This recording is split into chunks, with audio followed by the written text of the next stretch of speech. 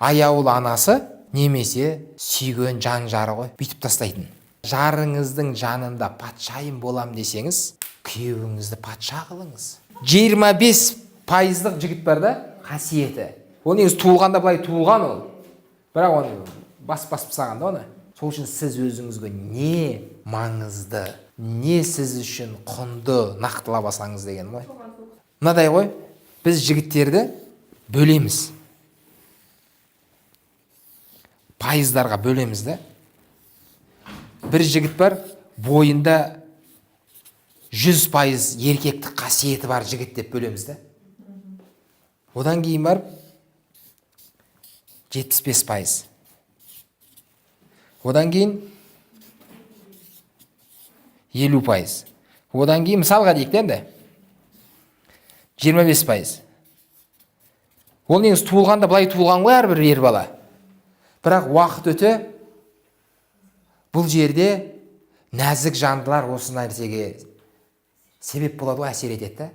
Қысат бүйтіп нелерін. Ол аяулы анасы немесе сүйген жан жары ғой, бүйтіп тастайтын. Сондықтан біз не дейміз? Жарыңыздың жанында патшайым болам десеңіз, күйеуіңізді патша қылыңыз.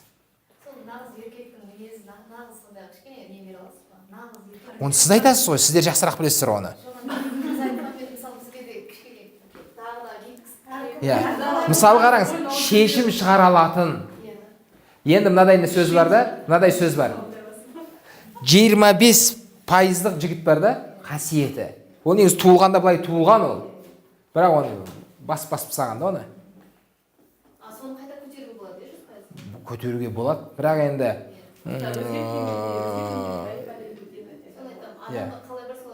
яғни осылай қабылдайды, әдемі нәрсе.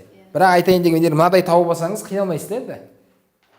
Машина бүкіл несімен алсаңыз, комплект, полный комплектация, задний камера, задний виді бәрі болса, қойдырып жүрмейсіз да оны ертең. Бүкіл нелері бар да, мысалға деген ғой енді.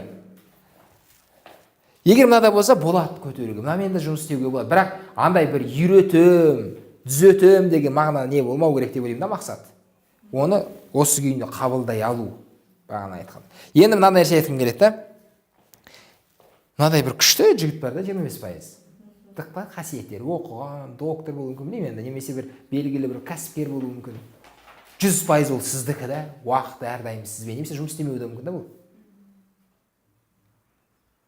Сындырадық па? Не керек бар деп па? Енді сіз үшін, біреу үшін жігіт болса болды әйтеуір. Аты бары болса болды әйтеуір. Күйеуі бар болса. Білмеймін енді. Өзінің шешесі ашып білмеймін енді, өзі білмеймін, мамамнан сұрайын деген сияқты бар ғой. Мысалы, мамалардың әсер ететін сияқты балаларға негізі кішкентай кезінен тәрбие берген кезде өзі шешіп бәрін істесе, онда өзі. Енді мынадай жігіт болуы мүмкін да, бірақ ол жігіт ажырасқан болуы мүмкін. Нешін ажырасады, ондай жігіт болса деп па? Бәрін бір категорияны, сотталғандардың бәрі осындайлар деп айта алмайсыз ғой.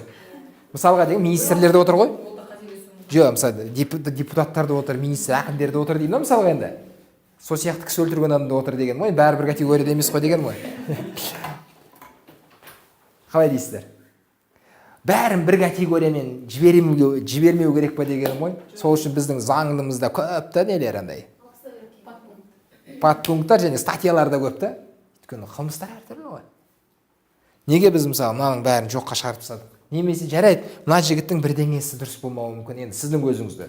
Бірақ оның қасиеті бар да, жігіттік қасиет. Сол үшін сіз өзіңізге не маңызды, не сіз үшін құнды нақтылап алсаңыз деген ғой. Иә. Жоқ, мен негізі қасым ажырасқан деп басқа мен айтып қандаш, потому что сотталғандағы ол дәл сол орынға қайтып отыра алмайды ғой, сол сияқты ғой. Ол сіздің жеке көзқарасыңыз ғой. Біз сіздің кешіріңіз, Балжан, сіздің көзқарасыңыз құрметтейміз. Бірақ ол сіздің көзқарасыңыз. Түсіндіре алдық қой, басқа біреудің көзқарасы басқа болуы мүмкін.